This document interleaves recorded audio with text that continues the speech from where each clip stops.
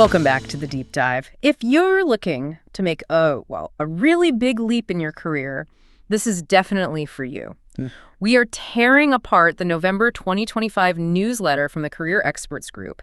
It's called Gratitude, Growth, and Grit. And it is packed. It is absolutely packed with hard data and some really strategic roadmaps. Right. And our whole mission today is, to really pull out the highest leverage stuff. We want to give you specific, actionable strategies. The percentages, the system. Exactly. And the mindset shifts you need to thrive in this market, whether you're looking for a new job or even a promotion. Okay, so let's start with the big one. The headline that should, scare and excite you at the same time. We have to talk about AI because the data here suggests you could be leaving, tens of thousands of dollars on the table. It's not hyperbole either. It's pretty stunning. The sources are showing employers are paying a salary premium of, get this, anywhere from 28 to 43% for jobs that need AI skills. Wow. Wait, so what does that actually mean in, real dollars? Well, on an average salary, we're talking about an extra $18,000 to $28,000 a year. That is not a small bonus. That's life-changing money for doing basically the same job, just with this one skill. And what's really fascinating is how fast this has moved beyond just the tech world. You hear AI skills, you immediately think coders, IT departments. Right. But the source material is so clear on this. This is the new baseline for everyone. Okay, let's unpack that. The data says over half, 51% of jobs needing AI skills are now outside of IT.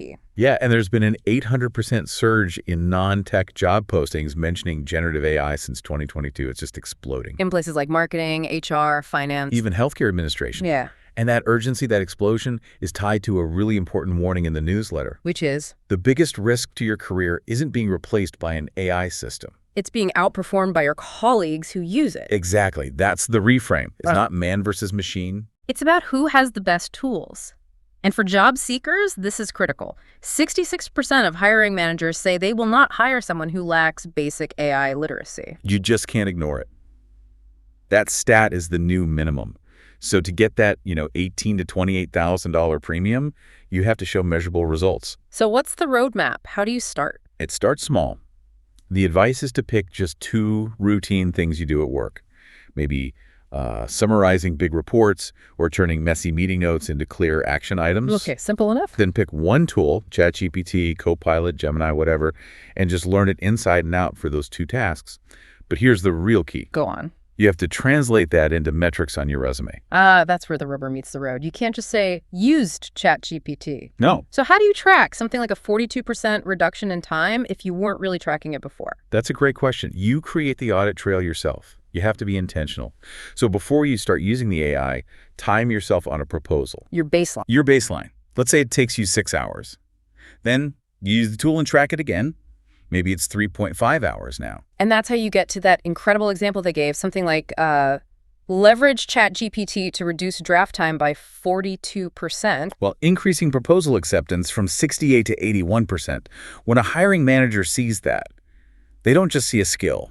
They see a return on investment. Precisely. Okay, let's shift from skills to strategy. For anyone out there job searching, the uncertainty is the worst part. The average time to fill a role is what, 44 to over 60 days? It is. And that's why just hoping for the best is a recipe for failure. The market is just drowning in applications right now. The easy apply button. Exactly. These auto-apply bots are just clogging out the system with low-quality resumes. It's all noise. So how do you cut through it? With a plan. This 30, 60, 90-day plan they lay out, it turns that chaos into a structured mission. It gives you checkpoints. Okay, so let's break it down. Phase 1, the first 30 days, foundation. And this isn't even about applying yet. It's about definition. You need to get crystal clear on your target role, title, and your salary non-negotiables. Right, and you audit your past wins. You quantify them. You do. And you optimize your LinkedIn with keywords so recruiters can actually find you. And you make a focused list, like 10 to 20 A-list companies. Then phase 2, days 31 to 60, activation. Now you start applying, but strategically. Quality over quantity. And this is crucial. You schedule at least 5 informational interviews in this period. So you're gathering intel. You're gathering intel and activating your network.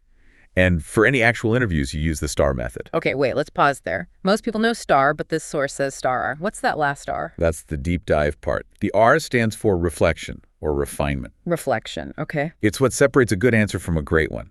After you've explained the situation, task, action, and result. You talk about what you learned. Exactly. You explain what you learned and how you'd apply that lesson in the future. It shows self-awareness, growth. It's a leadership trait. I like that.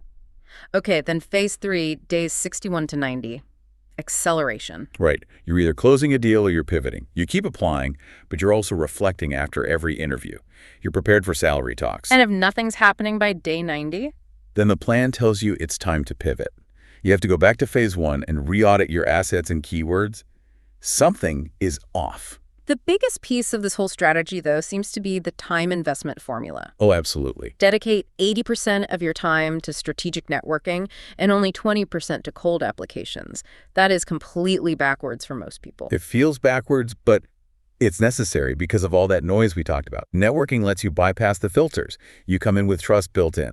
And the numbers back it up. Referrals are, what, 5 times more likely to get hired? 5 times. And they move faster through the process so that 80% focus is where you find your edge. And one last quick tip here. Whenever you can, apply directly on the company's own careers page. Yes. The data shows you're 4 times more likely to get hired that way than through a big job board. Go straight to the source. We can have the best plan in the world, but if our mindset is working against us, we'll self-sabotage. Ah, yes. The internal monologue. It's so important. The source defines self-sabotage as basically acting in ways that protect you from the possibility of failure or rejection. It's so subtle. I know I've been guilty of it. Using minimizing language, like saying, I just helped with a project. That's a perfect example. Or only applying for jobs where you meet 100% of the qualifications. Or sticking to safe roles you could do in your sleep. Exactly. You have to reframe your narrative. So instead of, I just helped, it needs to be, I worked on X and it resulted in Y outcome. Focus on the impact. Always the impact. And this is so critical for more experienced workers who might be worried about ageism. You have to replace, I'm older than the other candidates with. I bring decades of proven problem solving and adaptability. Yes, that's the reframe. The newsletter suggests a great exercise here. Apply to a few stretch roles every week. Roles where you only meet, say, 60 or 70% of the list. That forces you out of your comfort zone. It does. And once you've sorted out that internal voice, you can really lean into generous networking. This is a huge part of the gratitude theme. Right, shifting from being a contact collector to a connection creator. It's a total mindset shift, moving away from what can this person do for me? To how can I help this person, which I think communicates a lot of confidence and character. It really does. And the acts of generosity don't have to be huge. So what are we talking about? And could be as simple as making a thoughtful introduction between 2 people you think should know each other, or sharing a really useful article or a job posting you saw. Or offering some mentorship to someone just starting out. Exactly. It's about consistent, authentic generosity.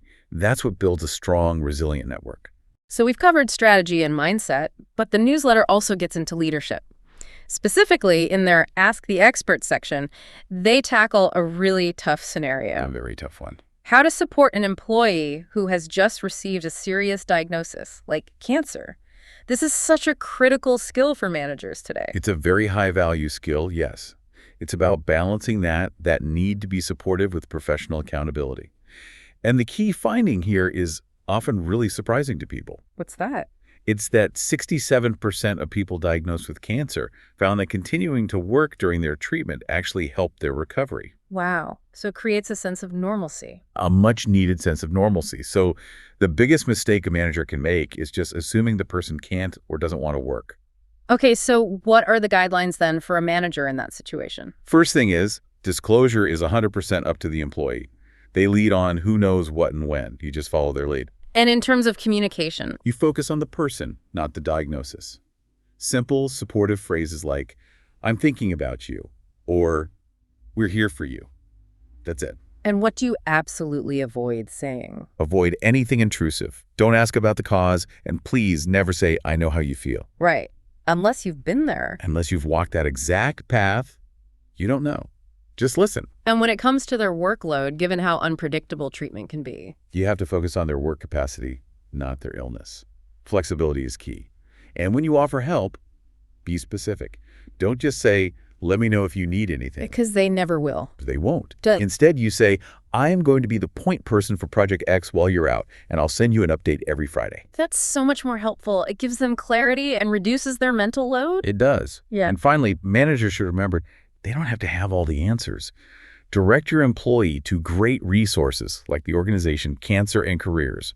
They specialize in this exact situation. Wow.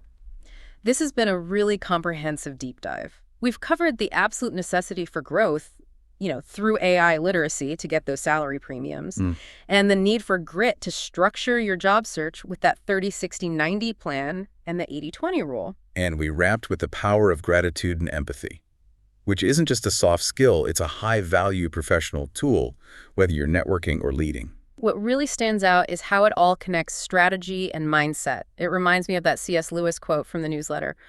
Hardships often prepare ordinary people for an extraordinary destiny. And that destiny is really driven by what you do today. We talked about that 80-20 rule, right? 80% strategic networking. The highest leverage activity. By far. So here's your final thought, your action item for this week. What is one specific generous connection you will make to invest in your network? Don't just add a contact. Make a meaningful introduction or offer some guidance based on what you know. Take this knowledge and use it right now. Until the next deep dive, go forth and grow.